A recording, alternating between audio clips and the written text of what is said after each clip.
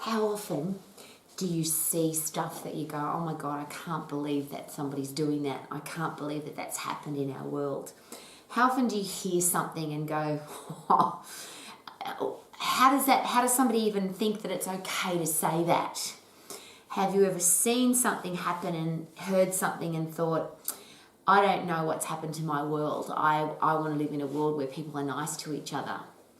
But the third part is, what do I say about it? What do I now do? How do I communicate effectively that I don't like the way people are being treated, or I don't like what somebody said about somebody else, or I don't like what's happening in our world?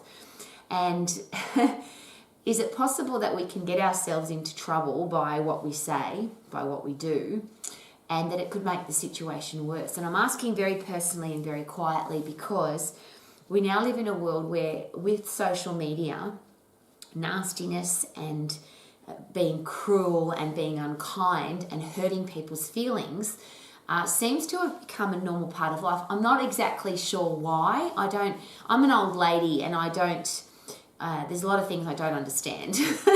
I was brought up that it was really important to treat yourself respectfully, to have self-discipline, self-respect, to be self-educated, to be self-motivated and self-inspired. That was something that I'm really grateful was taught to me. And then I was taught that what other people do, I have no control over. And preaching at people and telling them what to do probably doesn't work. Now, that process has taken me a long time to learn. But I live in a world now where I wake up every day. I'm either, my students will share something with me, or my business colleagues will share something with me, or the people who are close to me will share what's going on in their relationship or with their what's going on with their kids. And there seems to be a lot of talking angry, talking nasty, saying horrible things to people. And I use this example. Have you ever said, look, I'm really sorry I said that. I didn't mean to. I was just having a bad day. Or I said something nasty and I wish I could take it back. Or have you ever been talking and there's been words coming out of your mouth and you go, God, I wish I didn't say that. So how do we put ourselves into a position where everything that comes out of our mouth, every communication that we have, whether it's something we type or text or post or talk or say or do, that it's a representative of who we are? And this is something that, again, very personal to me, and I feel a bit awkward because I feel like I'm a bit old in a world where it seems okay to be nasty. It seems okay to say horrible things about people. You only have to watch any television show, whether it's a soap opera or a reality television show or a drama series or a movie. It seems that it's perfectly normal for people to be mean and nasty to each other. It seems to be normal for people to argue. It seems to be normal for people to disagree with each other and get angry about it. And as I shared, I feel a little bit weird about that because I don't have that in my life.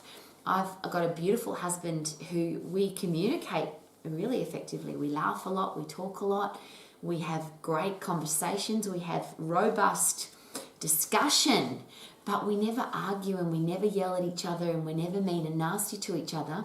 And we have a bit of a giggle because we've got 4 puppy dogs, and occasionally the dogs will have a bit of a rumble. So Louie, my little black Labrador, she'll sit by the front door, and if the other dogs want to come in, sometimes she gets a bit aggressive about, no, this is my door and you can't come in, and she'll go, grrr.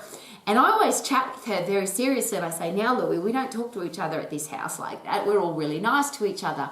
We respect each other here. So that's why I'm a little bit uncomfortable with this conversation, because I don't know if has become acceptable to be disrespectful of other people. But I'm going to ask the question, do you think that that's really true? I hope it's not. I hope that respect for myself and respect for other people doesn't get lost ever. Now, I'm an old lady, so I live very happily without any argument or aggression in my life. I don't find it fun to have confrontation with people, and I never will.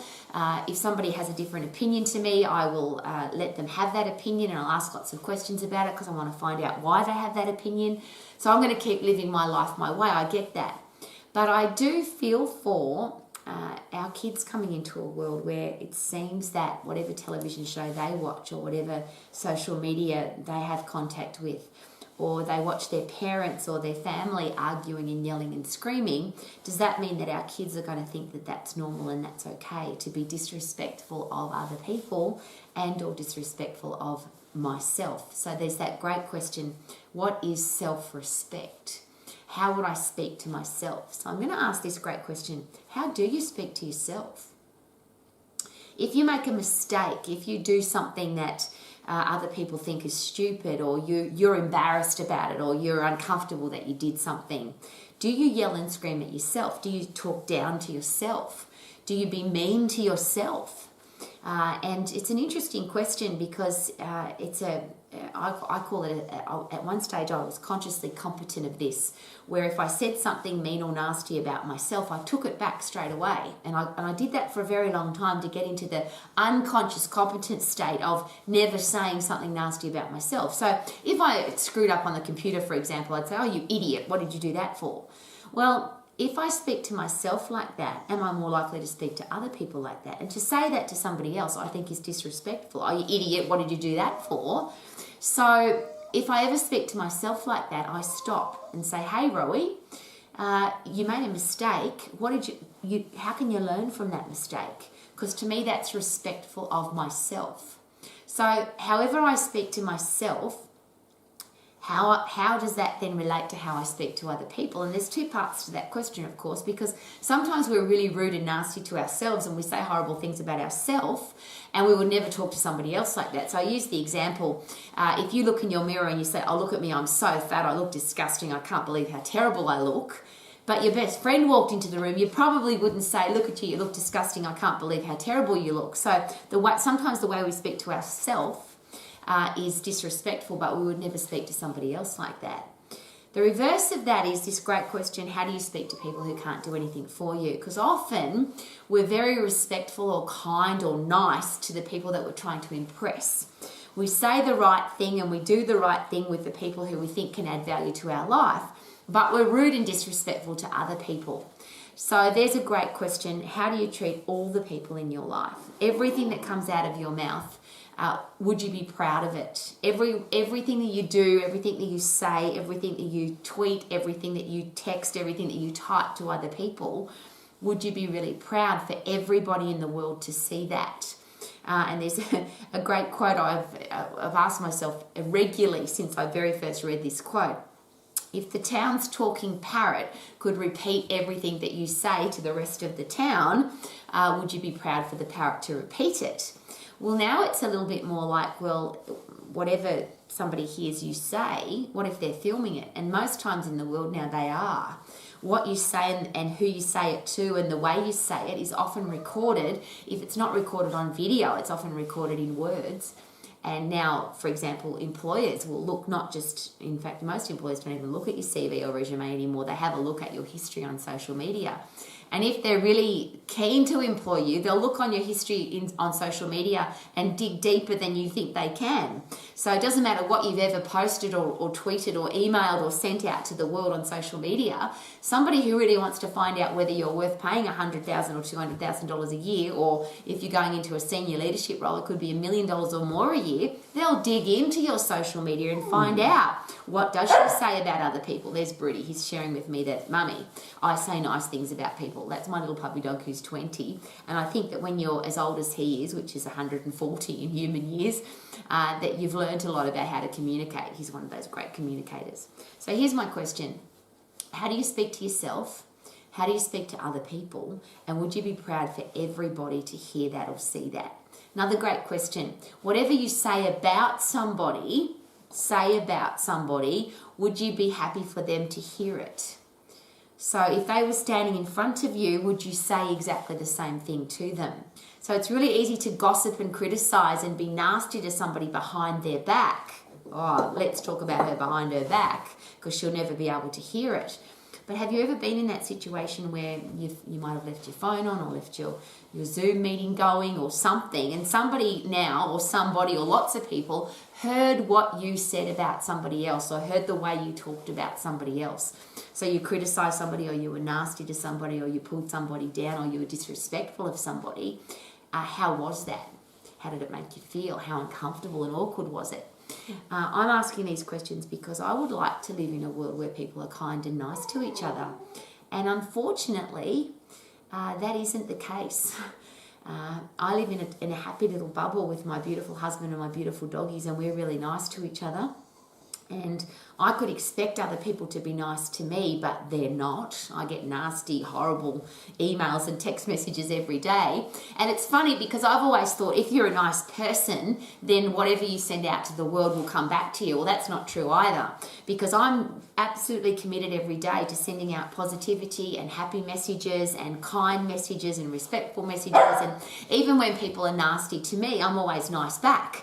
But that doesn't mean that people are going to be nice to me. That's just not how it is. So that's not what I'm asking, because a lot of people say, well, I'll be nice so that people are nice to me. No, my question is this: who are you? What do you stand for? Are you self-respectful? Do you respect other people? And what do you want your reputation to be when it comes to the way you treat people?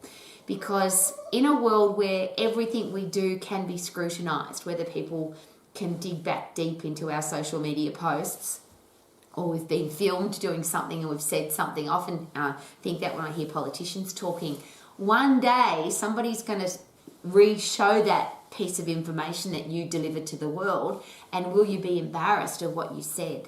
When people tell lies, I think, and I'm using politicians as an example because often politicians will tell us stuff we want to hear so they can get elected. And I often think one day somebody's going to play that back and you're going to have to answer to that. There's a great thing or great position to put yourself in. Whatever I say, whatever comes out of my mouth, will I be proud to watch it back in 100 years' time? Because, of course, when you're healthy, fit and strong, you're going to live a long time. And Brody's 140, just listen to him. So he's going to... We are in a position in the world right now where everything we say at some stage in the future, even in 100 years' time, will get played back about us. And I will share that there are people who are now dead and we still watch their speeches and we still have their books to read and we still have the opportunity to experience what they said 100 years ago. Will we be proud when we're dead and gone and finished for people to listen to what we've said? And I use this example because I've written a couple of books and obviously I do a lot of videoing now, and I often wish that when I'm dead and gone that somebody watches a Rowie video or reads a Rowie happy book and says, wow, this has added value to my life, even though I'm gone. If I've got videos of me being nasty and horrible to people and saying terrible things about people, and I'm dead and gone, and somebody goes, oh, that horrible Rowie, she lived on the planet and didn't add any value, she was just mean and nasty to people. Critics are called critics for a reason, because they criticize other people. I don't want to be that person. How about you? I want to be known as somebody who's kind and respectful of myself and other people. And I have this great example of a gentleman, a movie star by the name of Sidney Poitier. And he's dead now, but he's left a beautiful legacy because he was one of he was certainly the first beautiful dark-skinned man to win an Academy Award. And I use that hesitatingly because I don't care what colour skin people have. He was just a great actor. But he shared that when he started acting, and if you ever get a chance, read his autobiography, his personal how he lived his life, and he shared that with the world. You can get it on audio and you can get it to read, and I've done both because it's thick and it's big and it's awesome. But I just want to share this with you. He became an actor in a time when being a beautiful dark-skinned man wasn't acceptable to be an actor, so everyone said that he couldn't do it. But he decided he was going to be an actor. And his mother went to see his first movie, but she didn't understand that it was a movie because he died, I think, at 94. So his mother, when he first started acting, was quite a mature woman. It was a long time ago. And she just looked at the film and thought, what's my son doing? Who is he? What's he doing? And she didn't understand that he was playing somebody else. She thought he was playing himself. And she got really angry because in that movie he wasn't very nice. He was playing somebody that wasn't very nice and he wasn't doing the right thing. So she said to him, I'm embarrassed of you as my son for you to act like that. So he decided as an actor that he would never make a movie where he was portraying somebody that his mother wouldn't be proud of. Now, I know there's a lot of actors who love to be in movies where they play the bad guy, or they love the challenge and the opportunity to be a nasty person or be the devil in the world. And there's a lot of people who like to have arguments and dramas in their life because they like it's really good fun. Sometimes partners will talk about that. Oh, we have this huge, big, horrible, nasty fight, and then we have great make-up sex. Well, that's a way to live your life. But I always think about Sydney Poitier, who said, I never want to make a movie unless my mother would be proud of watching that movie, because that's her son. I want to be proud of myself. How about you? I want to live a life where whatever I send out to the world, whether I'm alive or dead, whatever I give to my world adds value, never detracts value. I want my dogs to be nice to each other. I would like my friends and the people in my life to treat each other respectfully so they don't argue and fight. What would the world be like if we were nice to each other? What would the world be like if even if we saw evil and we heard evil, we never spoke evil?